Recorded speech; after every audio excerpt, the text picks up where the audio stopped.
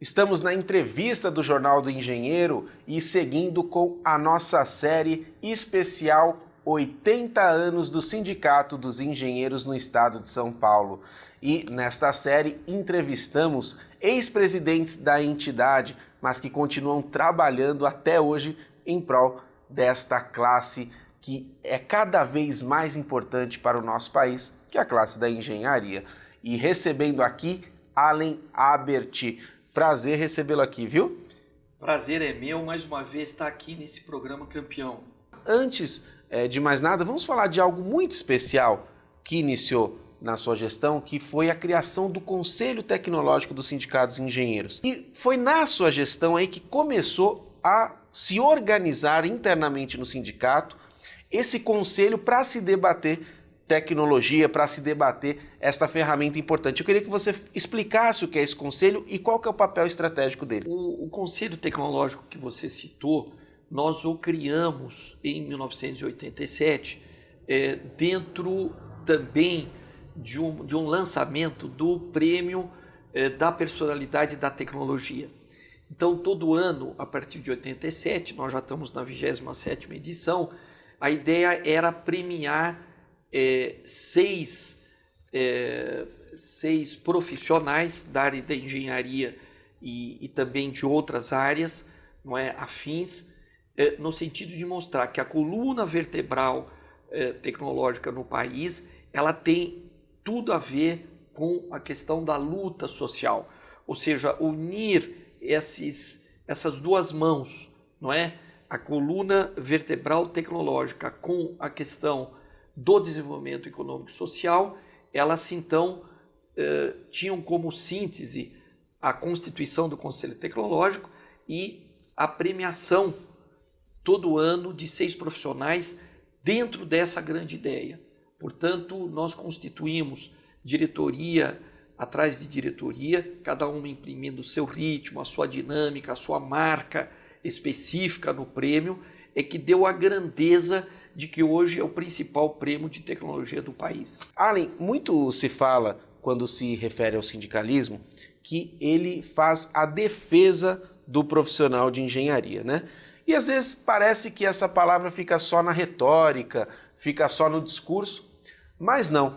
Em diversas vezes o sindicato é aquele que de fato preserva a vida do profissional.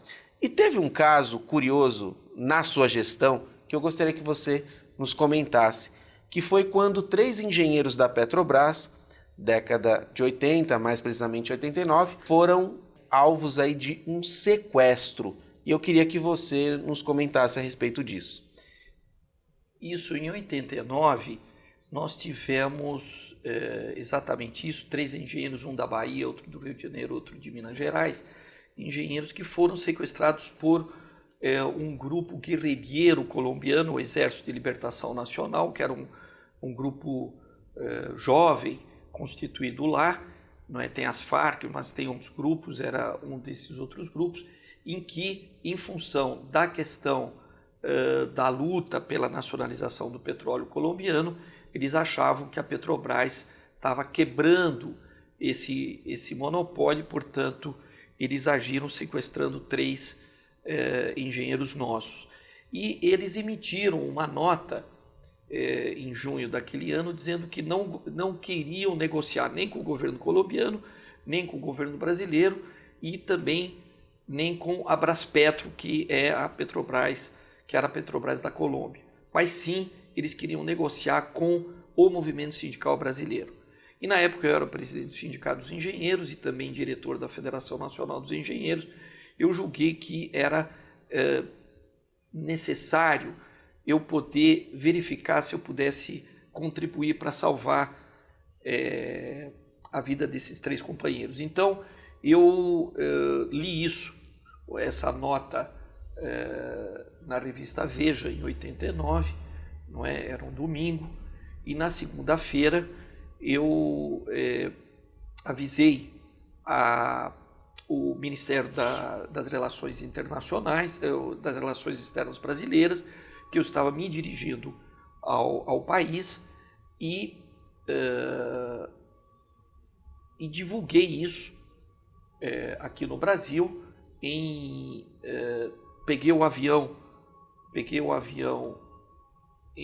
na noite de segunda-feira e na terça de manhã eu estive em Bogotá, em que eu fui recebido pelo superintendente da Braspetro no aeroporto, que disse que tinha visto a entrevista que saiu no Jornal Nacional no dia anterior. Você acabou sendo até entrevistado pelo Jornal Nacional. Sim, porque uma das nossas preocupações era da divulgação a isso, não é? Para que a própria guerrilha pudesse saber que tinha um negociador lá em território colombiano.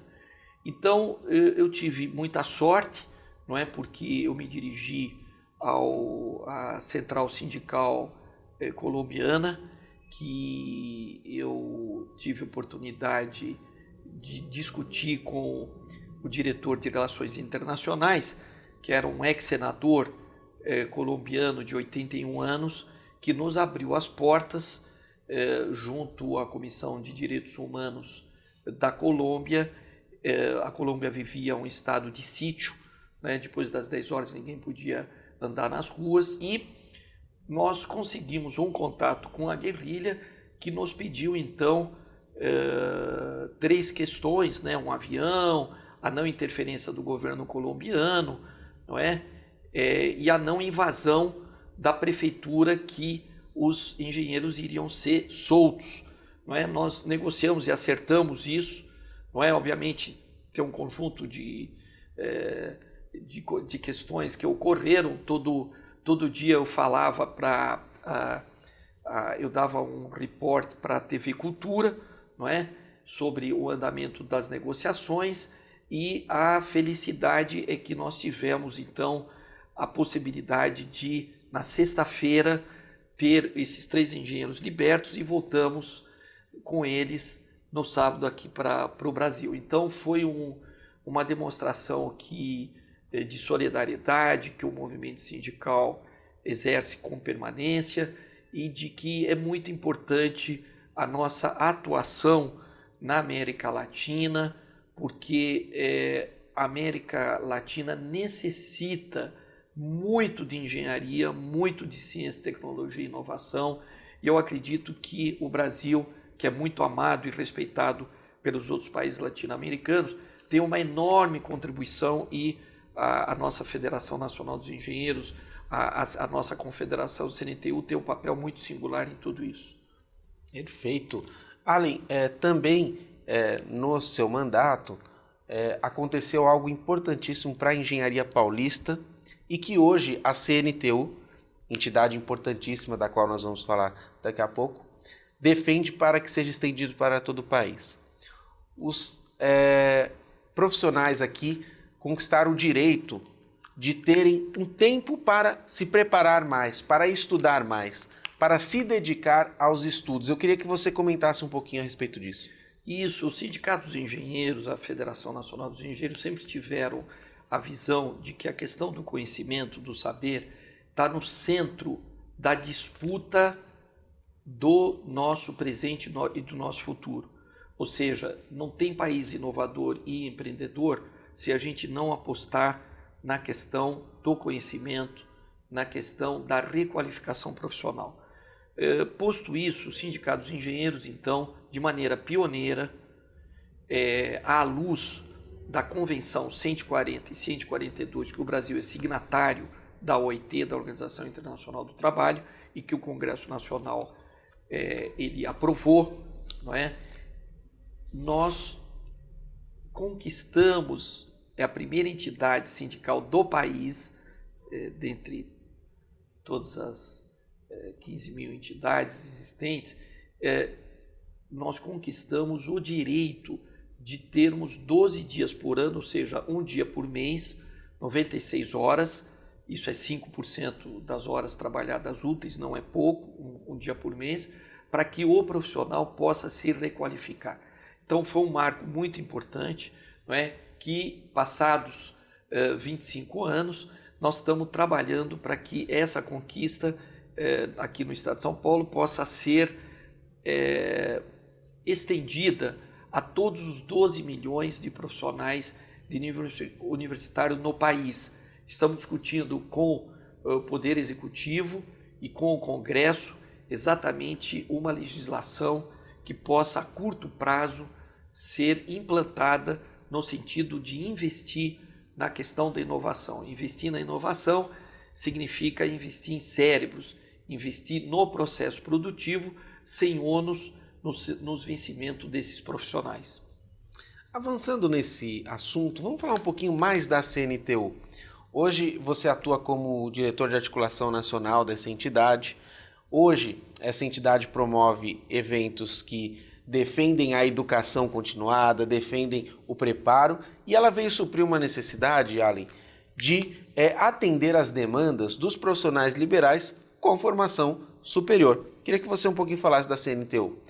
Os 12 milhões de profissionais universitários que têm diploma são uma conquista do povo brasileiro. É uma conquista da nação. Nós queremos dobrar esse número, mas nós acreditamos que 12% da população economicamente ativa é uma coluna vertebral decisiva para o nosso desenvolvimento. Então, a CNTU, que há 8 anos foi criada, é uma confederação que reúne 100 entidades sindicais de economistas, engenheiros, farmacêuticos, nutricionistas, odontologistas e médicos. Portanto, o núcleo duro da classe média universitária no Brasil é representada pela nossa confederação, em que eles não se falavam, e nós, ao longo, então, dos últimos 5 anos, criamos um RG comum, criamos uma plataforma de visão sobre o país e sobre as nossas categorias que nos uniu e que vai fazer uma grande diferença. Nós formulamos agora, no mês passado, 50 propostas para as eleições de 2014.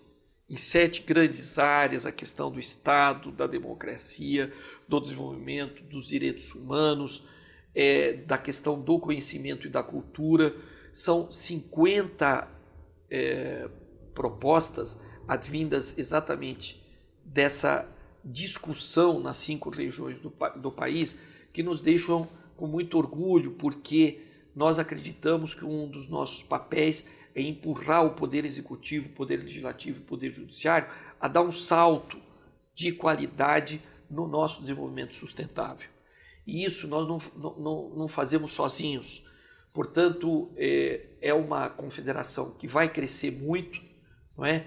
E que nós estamos a serviço não só das nossas categorias, mas principalmente do país. Instantes finais da nossa entrevista, eu quero agradecer a presença de Allen Abert, que sempre tem boas histórias para nos contar a respeito da história da engenharia organizada. Mas quero deixar a câmera aberta para suas considerações finais, viu?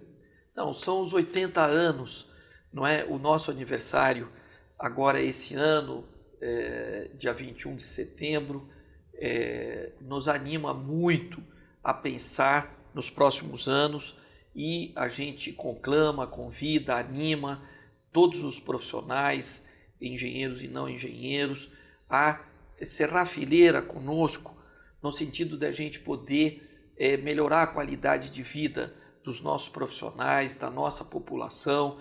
Esse país é um país excepcional, é um país ímpar no planeta, é o país que tem a maior biodiversidade, que tem a maior quantidade de água, que tem um subsolo invejável, mas principalmente constituiu um povo com grande diversidade e com uma tolerância e um diálogo interno inédito nas outras democracias. Nós temos uma democracia pujante, com 143 milhões de eleitores, é o 3º colégio eleitoral do mundo, e cada 2 anos nós vamos às urnas, nós acertamos, erramos, vamos corrigir, mas esse vigor, não é, nos dá a certeza que nós entramos definitivamente num processo civilizatório, democrático e irreversível no Brasil.